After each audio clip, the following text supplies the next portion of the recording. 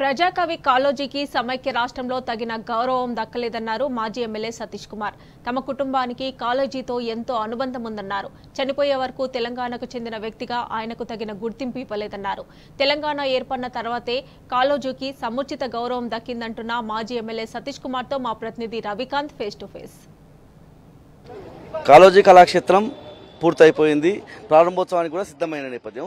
పోయిన సంవత్సరమే ఇదంతా కూడా పూర్తయి ప్రారంభించాలనుకున్నప్పటికీ భారీ వర్షాల మూలంగా ఇది వాయిదా పడ్డ సందర్భం అయితే మనం చూస్తా ఉన్నాం. ఈ సంవత్సరమైనా ఆయన జయంతి రోజు ప్రారంభమవుతుంది అనుకుంటే అది జరగదని మనం ఇప్పటివరకు అందుతున్న సమాచారం ప్రకారం మనం చూస్తూ ఉన్నాము. సీఎం షెడ్యూల్ వాయిదా పడ్డట్టుగా మనకు అందుతున్న సమాచారం. ప్రస్తుతం మనతో పాటు మాజీ ఎమ్మెల్యే సతీష్ బాబు గారు ఉన్నారు. సరే వల్ల దీన్ని రేపు కూడా ప్రారంభించే అవకాశం మనకు కల్పించడం లేదు. సీఎం సంబంధించినటువంటి షెడ్యూల్ వాయిదా పడే అవకాశం కనిపిస్తూ ఉంది. ఇవాళ కాళోజీ గారి మాటల్లో చూస్తే అంటే ప్రాంతేతరుడు తప్పు చేస్తే అతడు ద్రోహం చేస్తే ప్రాంతం అవతల వరకు తరిమి కొట్టమని, ప్రాంతం వాడే ద్రోహం చేస్తే పాత్రమేమని చెప్పిన సందర్భము. ఇవాళ కాంగ్రెస్ అనేక అన్యాయాలకు గురి చేసింది. కాలేజీని గుర్తించడంలో విఫలమైంది. ఇవాళ ఆయన ఎత్తుకునే ప్రయత్నం రాష్ట్ర కొత్తగా ఏర్పడ్డ ప్రభుత్వం చేస్తూ ఉంది. ఎట్లా చూస్తున్నారు సార్? కాళోజీ నారాయణరావు గారు దివంగతులైన తర్వాత అప్పుడు కాంగ్రెస్ ప్రభుత్వమే ఉండే.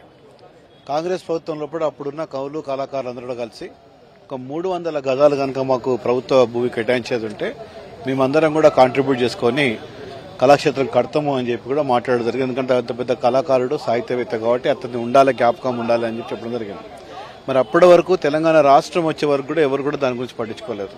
ఇంతకుముందు వినయ్ భాస్కర్ కూడా చెప్పినట్టు చాలా వరకు తిరిగి కానీ ఏ ప్రభుత్వం దగ్గర పోయినా కానీ, ఎవరి అధికారి దగ్గర పోయినా కానీ, ఏ మంత్రి గారి దగ్గర పోయినా, ఏ ముఖ్యమంత్రి గారి దగ్గర పోయినా కానీ అప్పుడు ఏం కార్యక్రమం చేయలేదు. తర్వాత గౌరవ మాజీ ముఖ్యమంత్రి కేసీఆర్ గారు తెలంగాణ రాష్ట్రం వచ్చిన తర్వాత కాళోజీ నారాయణరావు గారు ఇంత గొప్ప వ్యక్తి, ఆయన పేరు మీద మంచి బ్రహ్మాండమైన కళాక్షేత్రం కట్టాలని ఒక మంచి ఉద్దేశంతో మరి ఇక్కడ అందరినీ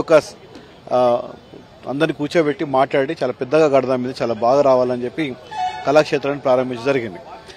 కొన్ని పెద్ద కార్యక్రమం కాబట్టి ఇది కొంచెం ఎట్లా డిలే అవుతుంది. ఒక రోజు లోపల మనం కంప్లీట్ చేయలేం కదా, డిలే అవుతున్నది. ఈ డిలే లోపల మనకు కన్నడ రావడం వల్ల కూడా ఇంకా 2-3 సంవత్సరాలు డిలే అవ్వడం జరిగింది.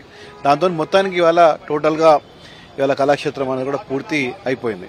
అయితే ప్రారంభించదామనే వరకు ఎన్నికల కోడ్ రావడం, దాని తర్వాత మళ్ళీ ఎన్నికలు అయిన తర్వాత ప్రారంభిస్తామని చెప్పి ఆలోచన చేయడం, ఈ లోపల దురదృష్టవశాత్తు బీఆర్ఎస్ ప్రభుత్వం మేమందరం కూడా రాలేకపోవడం ప్రభుత్వం లోపల. ఇప్పుడున్న ప్రభుత్వం అన్నా టేకప్ చేసి ఇమీడియట్గా చేయాలి అని చెప్పంటే వాళ్ళు ఏదో చెయ్యాలి అని చేస్తున్నారు తప్ప నిజంగానే కాళోజీ నారాయణరావు గారి ప్రేమతో చేస్తారని మాత్రం మాకు అర్థమవుతుంది. ఇక్కడ ఇంకా బ్రహ్మాండంగా చేసే అవకాశం ఉన్నది. దీన్ని ఇంకా కేవలం అన్ని కంప్లీట్ అయిపోయిన తర్వాత దాన్ని ఏమంటారు లాస్ట్కి వచ్చి ఏదో మెరుపులు దిద్దేసి మేమే మొత్తం చేస్తున్నాము అని చెప్పడం అనేది సమంజసం కాదు.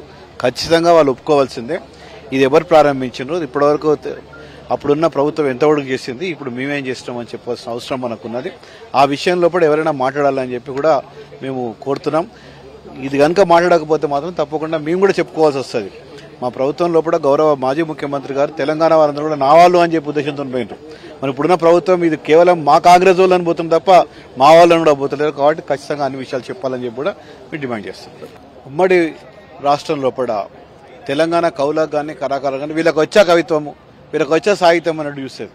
వారు ఎంత గొప్ప సాహిత్యవేత్త అయినా, ఎంత గొప్ప అతనైనా కానీ తెలంగాణ ప్రాంతీయుడైతే మాత్రం అతను వాళ్ళు అసలు దాన్ని తీసుకొని వేసుకోకపోయేది. అటువంటి పరిస్థితి లోపల నుంచి వెళ్ళి మరి ఇంత గొప్ప కళాకారుడు, ఇంత గొప్ప కవి మన దగ్గర ఉన్న సంగతి తెలంగాణ రాష్ట్రం వచ్చిన తర్వాతనే చాలా గొప్పగా చెప్పడం జరిగింది.